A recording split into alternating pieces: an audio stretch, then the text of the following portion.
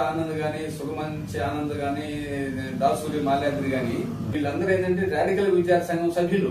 వాళ్ళు ఏం చేశారంటే రకంగా మా జీవితాలు మేము ఈ రకంగా గడపం, మేము ఈ సమాజం మౌలికంగా మార్చేదానికి మేము ఏమి చేయాలో అది చేయాలనుకుంటున్నామని చెప్పని విద్యార్థి సంఘం పరిధి దాటి పార్టీలోకి వెళ్ళిపోయారు. పార్టీలో మీరు వెళ్ళండి అని చెప్పాడు, ఎవరు చెప్పరు.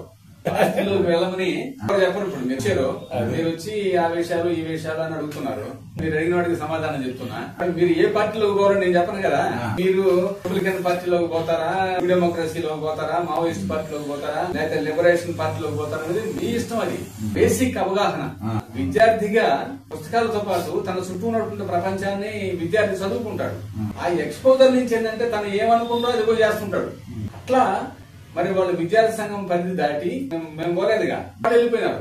మరి వాళ్ళు వెళ్ళిపోయిన తర్వాత కూటాల మరిలో ఎన్కౌంటర్ జరిగింది. పోలీసులు వాళ్ళని నలుగురిని కూడా ఎన్కౌంటర్ పేరుతో కాల్చి చంపడం జరిగింది. ఎన్కౌంటర్ కథనం అంతా ఒకటే కథనం, ఆనాటి నుంచి నేటి దాకా కూడా.